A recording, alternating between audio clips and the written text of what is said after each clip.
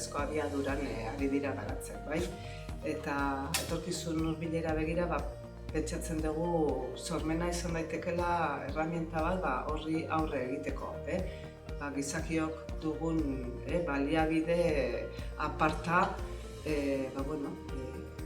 ideia berriak sortzeko, etorkizunak eskatuko dizkigun produktuak garatzeko, hausnarketarako, gizartean dauden arazoi aurre egiteko, ezinbesteko.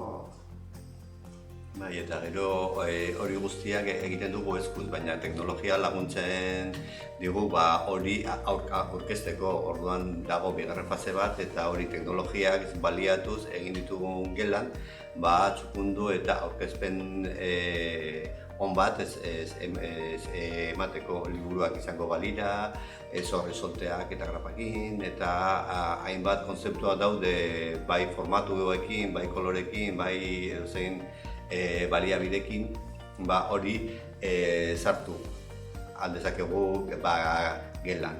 Orduan, hori da pixka bat. Aukera zabalak ematea.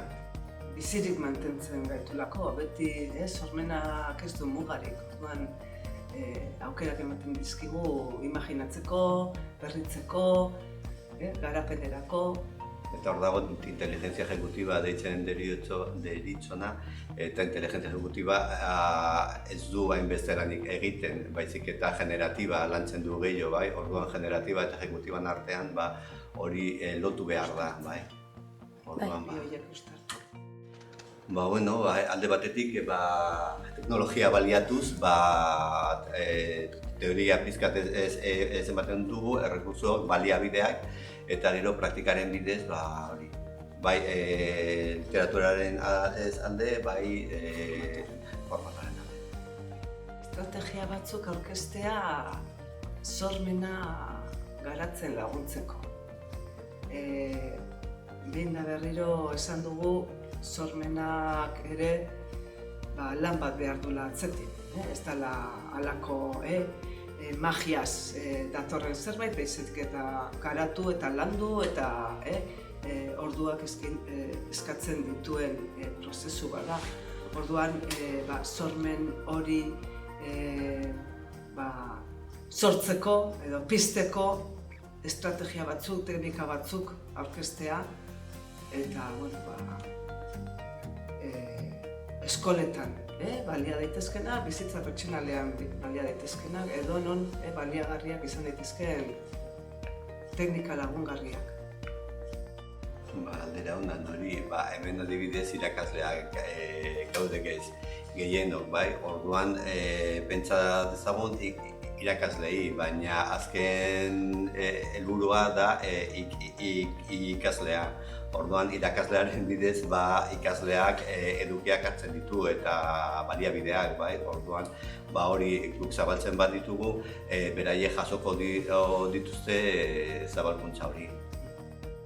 Zergatik ipuinak eta zergatik ez beste sortze ariketak.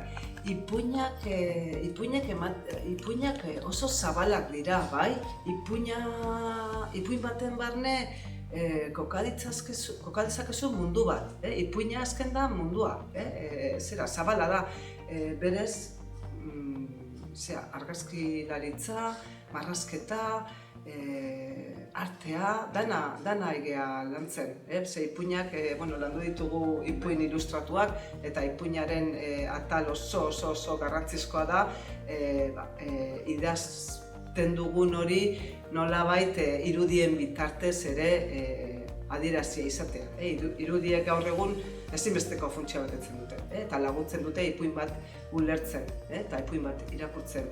Orduan, ipuina mundua da.